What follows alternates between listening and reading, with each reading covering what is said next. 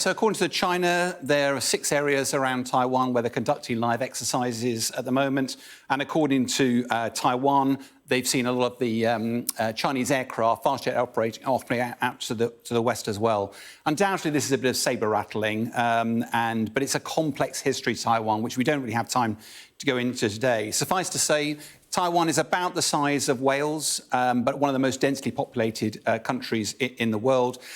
It's in the South China Sea, but it's not just about Taiwan. It's 168 little islands that are all part of Taiwan as well. And it's got real military significance, because if you can populate islands that are off your shore, you can militarise them and therefore extend your boundaries and your borders, provide greater security for China. Back in 1941, Taiwan was used by the Japanese to launch the attacks on Pearl Harbor, and General MacArthur at the time said it was almost an unsinkable aircraft carrier, such was its strategic importance in the region.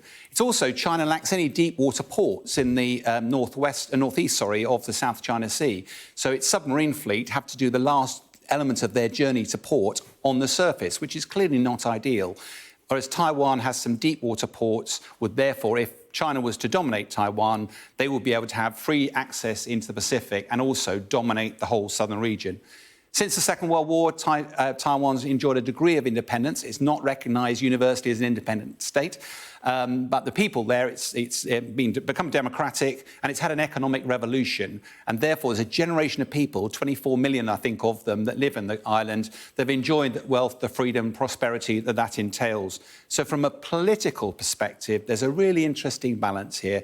China wants to assimilate Taiwan back into China, but wants to do it peacefully, but it absolutely does not want to see Taiwan become independent, with everything that might involve. And that's why we've seen this US policy of strategic ambiguity over the last few years. And if there was an attempt by China to seize the island, could Taiwan defend itself easily, or what would be the case there? Well, from a purely military perspective, this is a David against the Goliath of China. China has a standing army of 2 million. Taiwan has a standing army of less than 10% that size. China has 2,400 modern fast jet aircraft, next generation oozing technology. Taiwan has about 450, and they are very old aeroplanes. And China has the biggest navy in the world, so that would dominate the whole region. So how would Taiwan manage its security? Well, it would look to friends, it would look to allies, and that's why it's cultivated a friendship with the US over the years.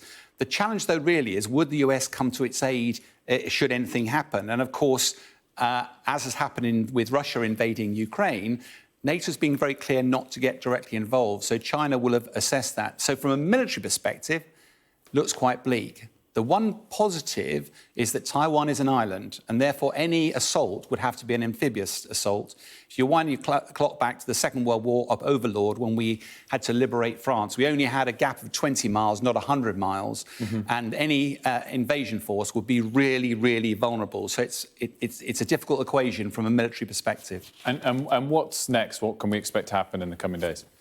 Well, bluntly, the tensions in the region have been around for a long time. And I think what's heightened at the moment is the Russian invasion of Ukraine, because China, who's long had ambitions about Taiwan, but wouldn't really have known what the West's response would be, have seen what's happened with Russia going to Ukraine, have seen the fact that America has not got directly intervened, and therefore there is a risk. And let's face it, Ukraine is a sovereign nation, whereas Taiwan is not recognised as such. So there's no question that China might have felt emboldened in this strategic balance.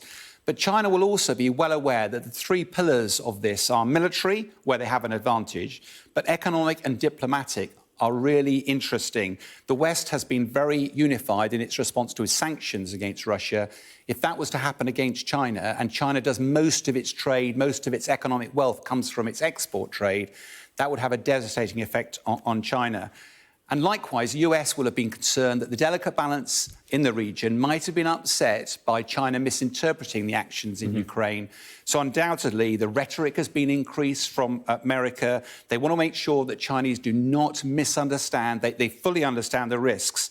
And Nancy Pelosi's visit, whilst provocative, is undoubtedly part of that balancing. And from a military perspective, there's a peace that's existed for 80 years. I can't see any reason at the moment why that peace would get disrupted. Sean Bell, as always, thanks so much.